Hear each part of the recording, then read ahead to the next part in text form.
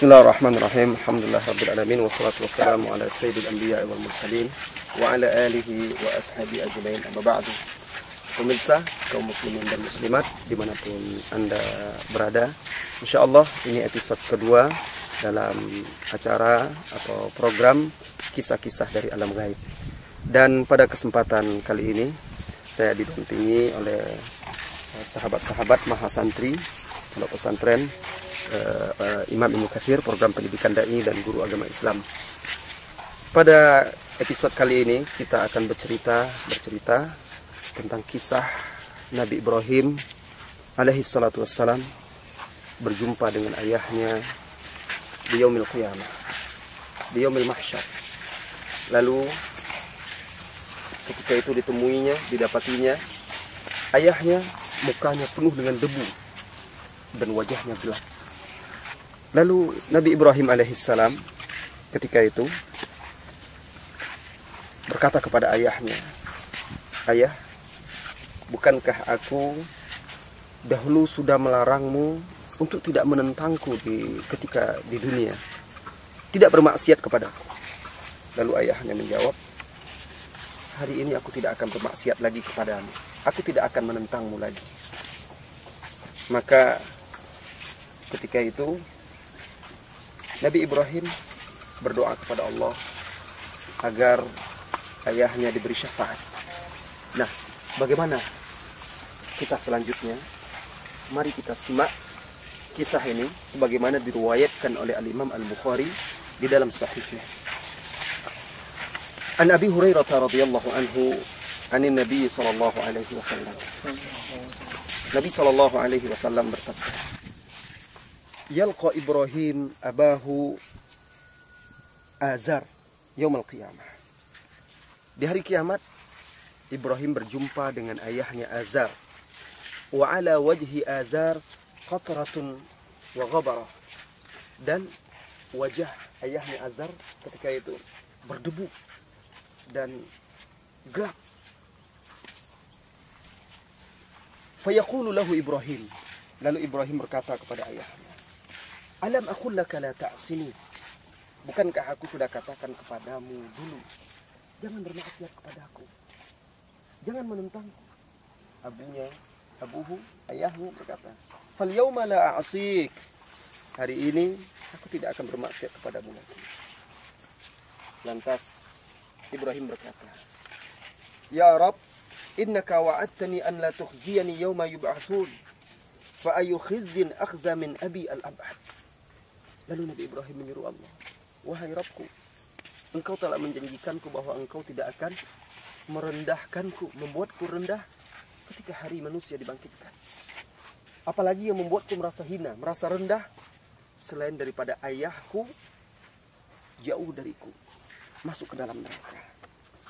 Lalu Nabi Ibrahim meminta agar ayahnya diberi syafaat. Apa kata Allah Subhanahu wa taala kepada Nabi Ibrahim? "Inni haramtul jannata 'alal kafirin." Sesungguhnya aku haramkan sorga itu atas orang-orang kafir. Ayahnya mati dalam keadaan kafir. Dulu waktu di dunia diajak oleh Nabi Ibrahim untuk beriman, dia tidak mau. Diajarkan kebenaran, dia enggan. Tsumma yuqal. Kemudian dikatakan kepada Nabi Ibrahim, "Ya Ibrahim, ma tahta rijlaik." Wahai Ibrahim, lihat apa yang ada di bawah kakimu. Fayanzur fa idza bisikhin multatakhin. Dia lihat, ternyata ayahnya sudah dirubah oleh Allah seperti menjadi hewan yang melata, yang menjijikkan, yang kotor. Fayu'khadhu biqawaimihi fayulqa finnar. Lalu malaikat mengambil kaki hewan tersebut yang asalnya adalah ayah Ibrahim itu alaihi salatu wassalam, lalu dicampakkan ke dalam neraka. Kisah ini diriwayatkan oleh Al-Imam Al-Bukhari.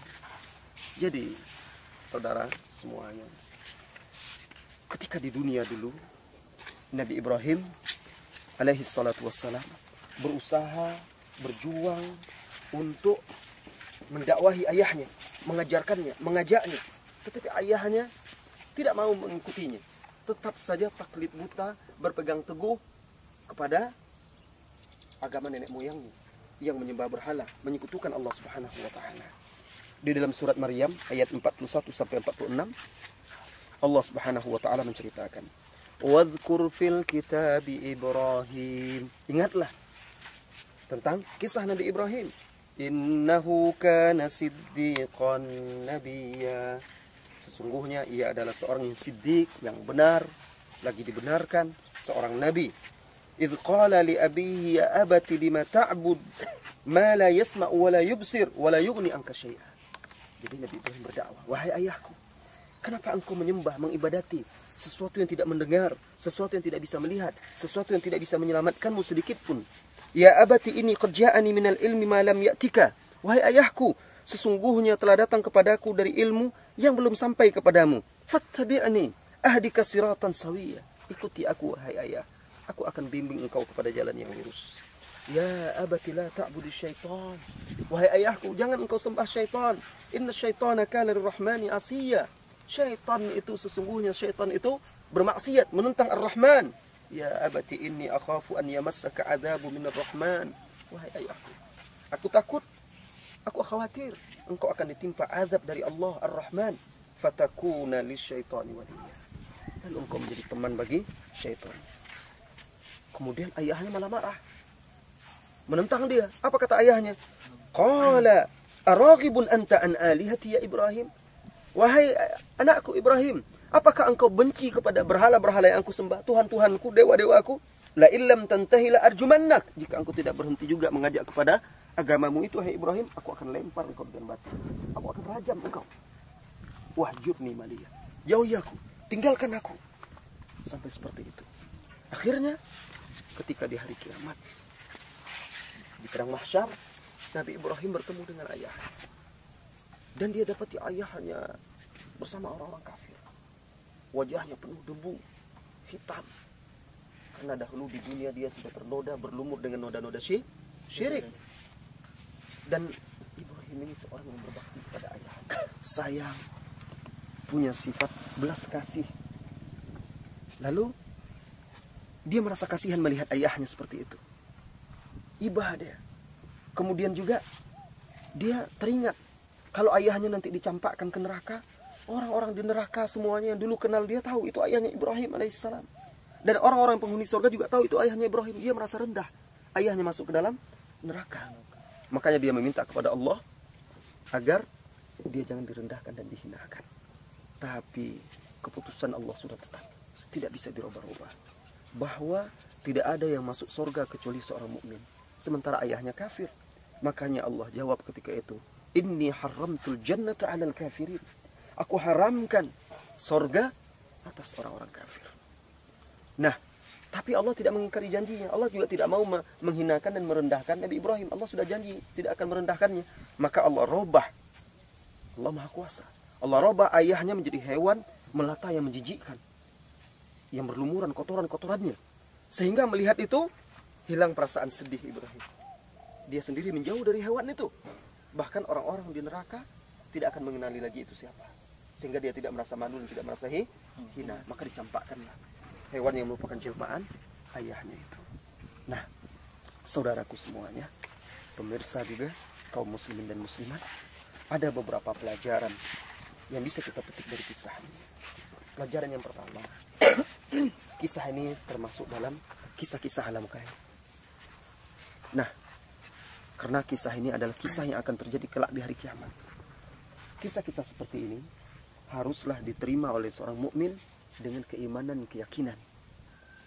Apalagi itu diriwayatkan di dalam hadis yang sahih. Wajib kita menerima bahwa itu adalah hak dan Allah Maha berkuasa atas segala sesuatu. Ini pelajaran yang pertama. Ini bagian dari keimanan kepada perkara yang gaib. Kemudian yang kedua, hadis ini, kisah ini juga menceritakan kemungkinan atau bisanya seseorang bertemu dengan keluarganya di hari kiamat. Seorang anak bisa bertemu dengan ayah ibunya di hari kiamat, dia mahsyar. Begitu juga sebaliknya, bertemu dengan teman-temannya. Tapi ketika itu manusia disibukkan dengan urusannya masing-masing. Hanya orang-orang yang memiliki amal soleh, yang dimudahkan oleh Allah dan diizinkan oleh Allah, yang bisa memberikan syafaat terhadap orang yang diridhoi oleh Allah Subhanahu wa taala. Pelajaran yang ketiga yaitu hadis ini atau kisah ini juga menceritakan kondisi orang-orang kafir di hari kiamat. Ketika dahulu dia di dunia angkuh, sombong, tidak mau beriman kepada Allah Subhanahu wa taala, tidak mau sujud kepada Allah, malah sujud kepada berhala, maka di hari kiamat Allah hinakan mereka, Allah rendahkan mereka. Lihat, Allah rubah wujud ayahnya Ibrahim alaihissalatu wassalam, Azar itu, seperti hewan itu, menjadi hewan yang berlumur kotorannya sendiri najis. Karena begitulah orang-orang kafir di dunia dahulu, mereka berlumur najis-najis, syirik dan dosa.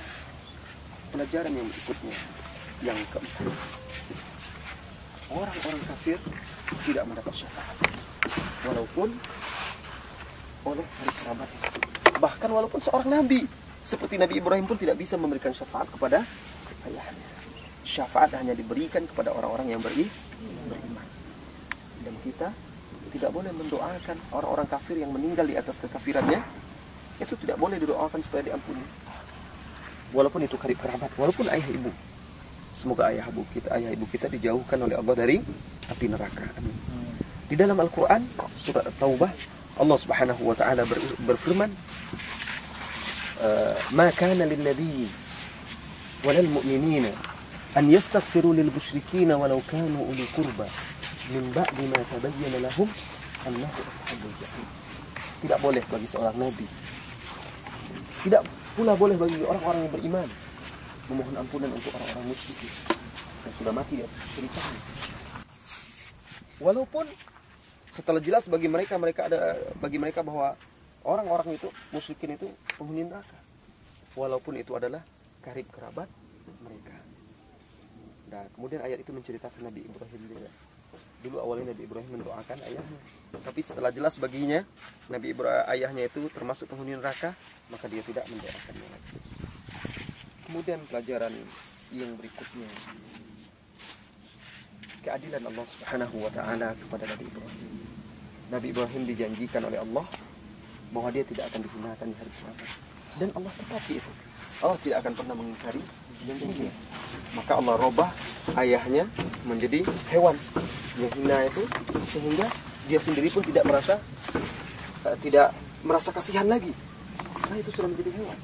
Dan juga orang-orang tidak tahu lagi, jadi orang tidak malu, dia tidak malu lagi, tidak merasa rendah lagi, karena orang tidak mengenali lagi hewan itu apa dan siapa.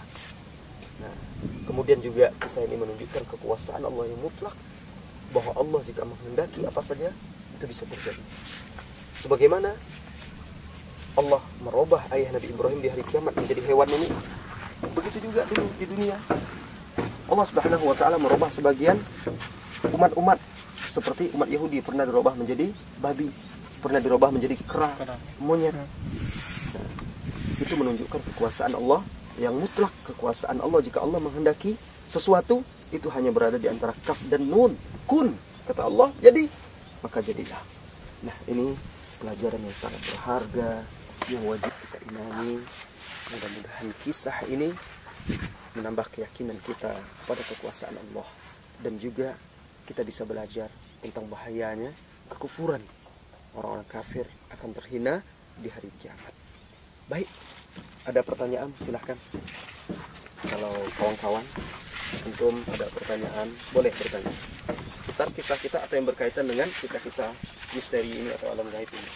Silakan, ada yang bertanya. Junaid mau bertanya?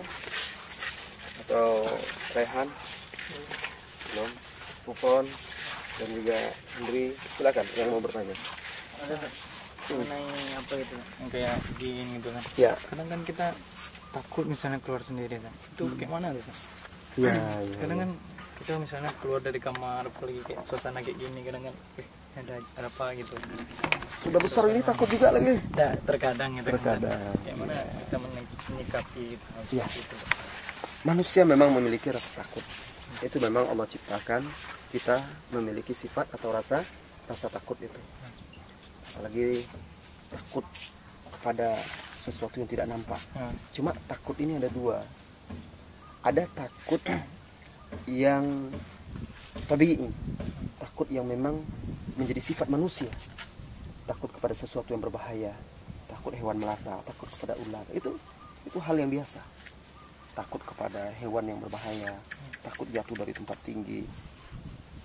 Ini suatu hal yang biasa atau suatu hal yang wajar selama tidak membuat kita sampai ketakutan kita tuh membuat kita akhirnya menjadikan sesuatu yang kita takuti itu sama seperti Allah Subhanahu wa taala.